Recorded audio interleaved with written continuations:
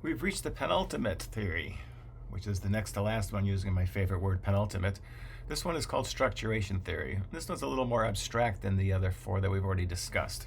Let's dive into this one a little bit more. All right. Structuration theory holds the social structures, so the rules and resources and things that you're going to be using for your group projects, either in this class or in other groups, are really important.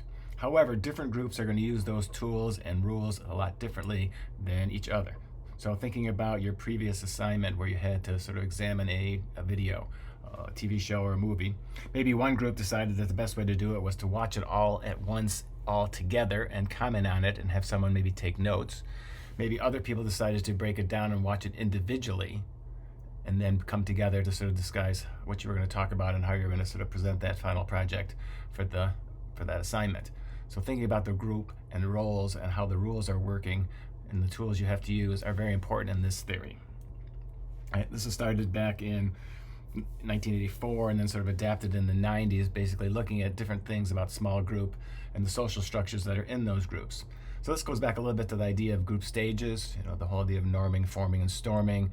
What happens in those stages is going to be different depending on the group and the members in that group and how they communicate. So again, there are structures. So you have a certain assignment. This next assignment is to create a storybook about a communication theory for, first graders.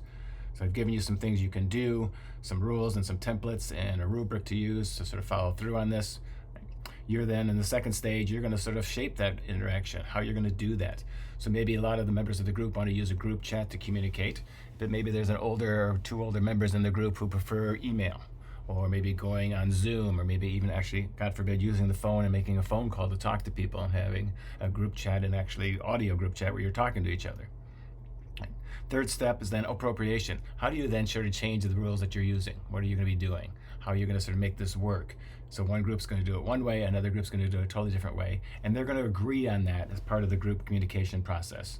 All right, and the last step is spirit. All right, so how do you sort of do this? Sort of bending into the rules. I have certain requirements and assessment that I'm going to use at the end. How did you sort of meet those assessments? Maybe not doing it the way I would have preferred, or maybe not doing it the way that it was laid out, but you figured out a way to sort of meet those requirements in a totally different approach. So structures are proposed. Again, you've got to do a storybook. You can use the storybook app. You can also use AI. You also maybe decide to go and do a different way. Maybe you do some kind of slideshow or something, so you sort of use the idea of a storybook, but you sort of expand it into something a little bit different, right? Then the groups appropriate it. You decide one group's going to do it this way, and the other group's going to go a totally different way. One group's going to follow the rules pretty closely. The other group's going to sort of bend them and sort of create a new rules. Right? Then these new structures emerge, and you sort of adapt to them and use them. Think about, again, if you're part of an athletic team or something like that, you look at the opponent, and maybe they have structured their team a little bit differently. They have a captain and maybe co-captains, but they do things a lot differently than you do. But the end result might be the same. Right? And then the cycle continues. Right? Future interactions going to be happening. You've got one final project where you're going to sort of apply some of these theories to a podcast and what your group did this semester. So again, this cycle is going to continue. Maybe you're going to continue to sort of bend the rules a little bit, or maybe you're going to follow the rules a little more closely. It all depends on the situation and the group members. So again, I'm suggesting you use Audacity for the podcast. That's the last assignment in the class, the last quiz. All right. So one group downloads Audacity, uses it exactly as intended. Everyone sort of gets together to talk in the podcast, and someone records it as they're sort of doing it in real time. Maybe another group then does it a different way. They maybe download Audacity, or maybe use the notes function or notes app on their phone and record their individual comments about the group process, and then someone comes together and edits it at the end, and then that's a whole new structure that maybe I didn't intend or maybe didn't think about, but it gets you to the goal a totally different way than another group did.